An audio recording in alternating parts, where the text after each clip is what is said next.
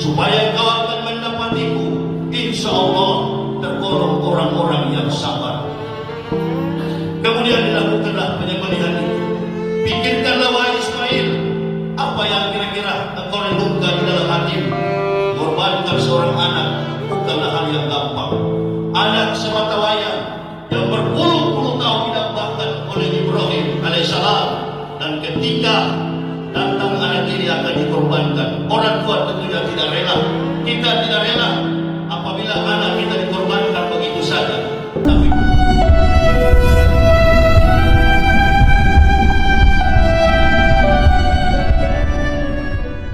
kisah perjalanan Ustaz Yahya Waloni, dari pendeta ke pendakwa, dari gereja ke masjid. 1. Latar belakang, lahir dalam lingkungan Kristen yang kuat. Yahya Waloni lahir dengan nama lengkap Yahya Yopi Waloni pada tanggal 30 November tahun 1970 di Minahasa, Sulawesi Utara, sebuah wilayah yang mayoritas penduduknya memeluk agama Kristen. Ia dibesarkan dalam lingkungan keluarga Kristen Protestan yang sangat religius.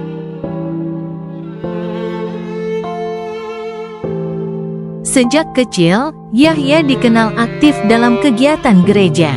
Ia tumbuh sebagai anak yang rajin beribadah, taat, dan pandai berbicara, yang kemudian membentuk fondasi kuat bagi kehidupannya sebagai pemuka agama. Setelah menamatkan pendidikan dasar dan menengah, ia melanjutkan studinya di Sekolah Tinggi Teologi di Jakarta. Disinilah ia mendalami ilmu-ilmu agama Kristen secara sistematis dan mendalam. Kepiawaiannya dalam menyampaikan khotbah membuatnya dipercaya menjadi seorang pendeta, jabatan yang terhormat dan penuh tanggung jawab dalam kalangan gereja.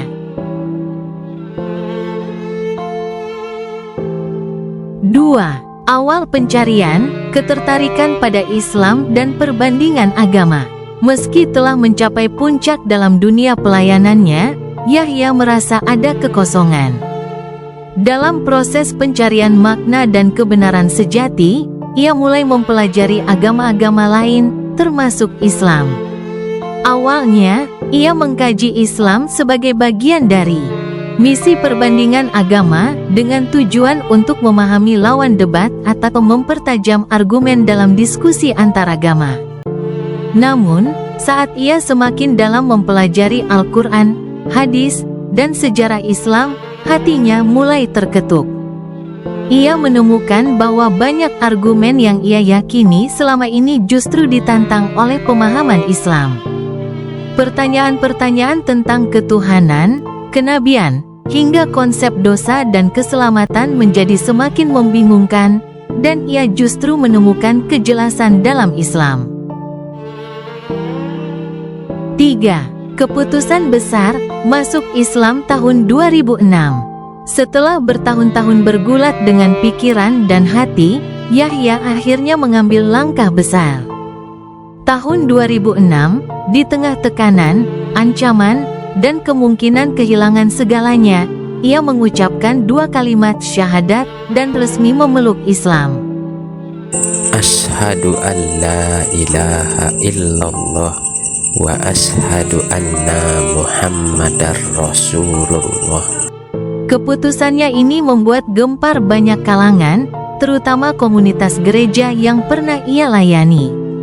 Ia tidak hanya kehilangan jabatan dan posisi, tapi juga dihujat, dijauhi, bahkan dituduh sebagai pengkhianat. Namun Yahya tak mundur. Hidayah telah menyapa hatinya, dan ia memilih untuk berjalan di jalan baru, meski penuh duri. 4. Menjadi pendakwah Islam. Setelah menjadi mualaf, Yahya Waloni tidak tinggal diam. Ia memutuskan untuk mengabdikan hidupnya sebagai pendakwah Islam. Dengan latar belakang sebagai mantan pendeta dan pengkaji agama, Yahya menyampaikan dakwahnya dengan gaya yang khas, tegas, lantang, blak-blakan, dan seringkali kontroversial. Ia banyak berceramah tentang perbandingan agama, membongkar argumen-argumen lama yang pernah ia yakini. dan menyampaikan perspektif Islam terhadap isu-isu keyakinan dan ketuhanan. Ceramah-ceramahnya banyak diunggah ke YouTube dan media sosial, membuat namanya makin dikenal luas, baik di kalangan Muslim maupun non-Muslim. 5. Kontroversi dan sorotan publik. Karena gaya ceramahnya yang keras dan kadang menyinggung keyakinan lain, Yahya Walloni sering menjadi sorotan media. Ia pernah dilaporkan ke pihak berwajib atas dugaan ujaran kebencian. Namun bagi para pengikutnya, ia adalah sosok pemberani yang tidak takut menyuarakan kebenaran menurut ajaran Islam. Meski menuai pro dan kontra, Yahya tetap konsisten dengan gaya dakwahnya. Ia percaya bahwa tugasnya bukan untuk menyenangkan semua orang, tapi untuk menyampaikan kebenaran sejelas-jelasnya. 6. Wafatnya Ustaz Yahya Walloni. Pada tanggal 6 Juni tahun 2025, kabar duka menyelimuti jagat dakwah Indonesia. Ustaz Yahya Walloni meninggal dunia, meninggalkan jejak dan warisan perjuangan dakwah yang panjang. Banyak yang mengenangnya sebagai pejuang yang berani menempuh jalan kebenaran meski harus menghadapi badai. Perjalanan hidup Yahya Walloni adalah bukti bahwa hidayah bisa datang kepada siapa saja, bahkan kepada orang yang sebelumnya berada jauh dari Islam. Ia telah meninggalkan kenyamanan, jabatan, bahkan dunia lamanya, demi keyakinan yang ia yakini sebagai kebenaran mutlak. Dari seorang pendeta terpelajar, ia bertransformasi menjadi pendakwah Islam yang gigih dan penuh semangat.